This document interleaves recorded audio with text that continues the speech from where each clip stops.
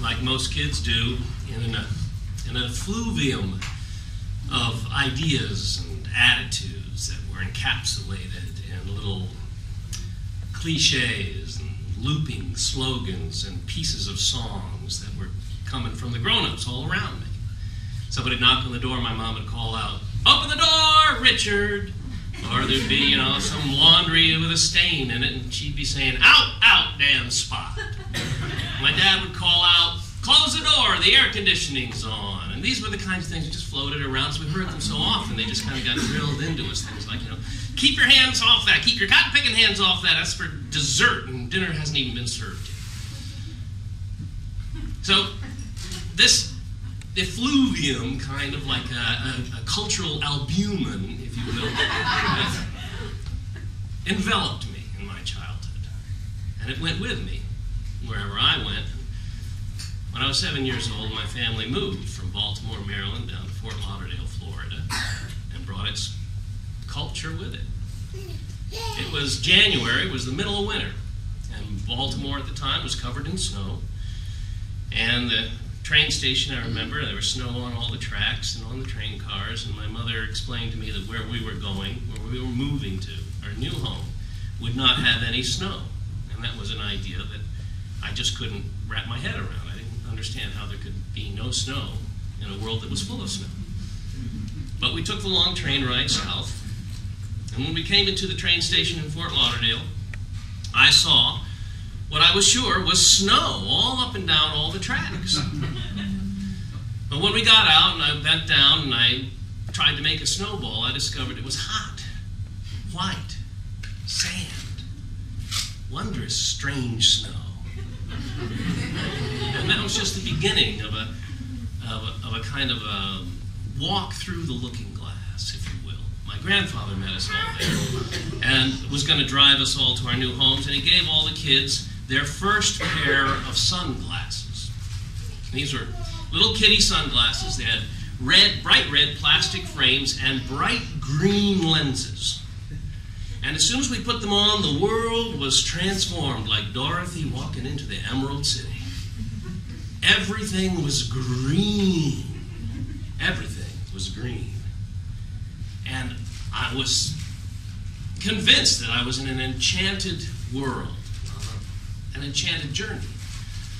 We all piled into my grandfather's big gas guzzler, and I sank down in the back seat just below the windowsill, and my grandfather was pointing out the various locations and sites to my mother as he drove from the train station through the town to our new home and our new neighborhood, and I only half listened. I didn't really know what he was talking about, but one thing he said really caught my attention. I perked up. He said, "That's Colored Town over there." I was in Oz again. I imagined something like Munchkin City. Yellow brick roads and luminous trees and candy-colored houses beneath a shimmering cerulean sky. I leapt up. I tried to look out the window. Where's Colored Town? But we'd already passed it. We came to our new neighborhood, into our new home, and all the houses were pretty much of a kind. They were all single-story, tile-roofed, whitewashed houses, hardly colorful at all. And I was disappointed that we weren't going to be living in Colored Town. But I got a chance to meet somebody who did live in Colored Town. And she was as different from me as my house was from my imagined Colored Town. Her skin was like a nice, oily, French roasted coffee bean. It was sweet, deep, dark brown, and it was set off by the white starched hospital uniform that she wore. Her name was Irene. She worked at the hospital nearby. And once or twice a week, she'd come over to our house to help my mom with the household chores and the cleaning.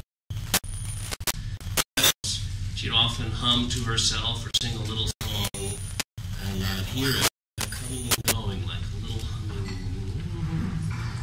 It's now near and now far. That spring, I remember I was home sick for several days, And I got to sit up in my parents' bed in the master bedroom and watch television all day long, all the way from Captain Kangaroo to Love That Bob.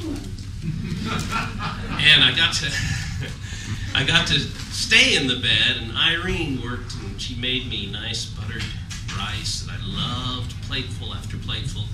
And she'd come in and she'd change the sheets around me, like she did for the folks in the hospital, she said, because they were in bed sick too, and she'd have to just change the sheets around them. And so she took off the dirty sheets and put on the fresh, clean ones that were still steaming hot from the dryer, and she'd clamp them down with these hospital corners all around me. It felt like such a warm embrace.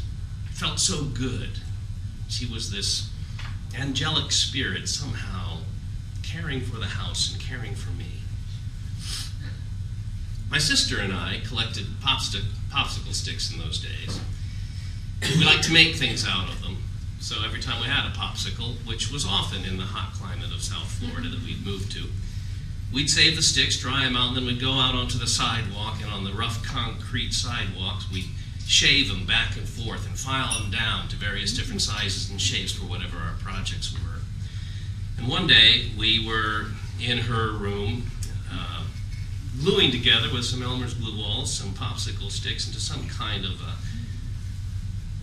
structure. I think it was like a little log cabin house. And it was getting close to our bedtime. And we knew we had to go to bed soon, and we knew we weren't finished. And we knew that the next day, Irene was coming, and she was going to be cleaning up around the house.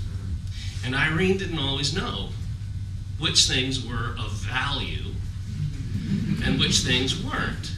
And in her cleaning, sometimes things would get rearranged or would be disappeared. And we had this little popsicle stick construction we were working on that was precious to us.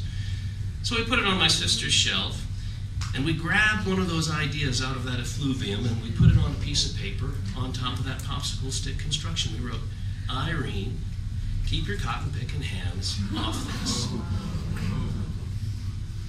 We went to sleep, confident that our little project would be there when we came back from school the next day. And it was.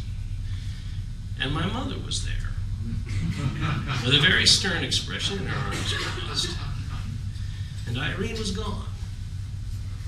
And I never saw her again. And I knew I was in trouble. We were both in trouble, and we tried to blame the other for whatever it was we'd done, but nobody told us what we had done wrong. Nobody told us why we were in trouble, and nobody told us why Irene quit, why she left. We were just sent to our rooms in trouble, not understanding. It was 1963. That year, John F. Kennedy sent federal troops to Mississippi. George Wallace tried to bar the schoolroom doors. And Edgar Evans was assassinated in his driveway in front of his family. Dr. King marched on Washington. And innocent little girls died in Birmingham because of a racist bomb. And I was 7 years old, and I knew none of these things. But as we've seen in the past week, innocence and naivete are not enough to protect children from the events and the conflicts of the present time that surround them. I was infected, and I didn't know it. I had an STD, a socially transmitted disease.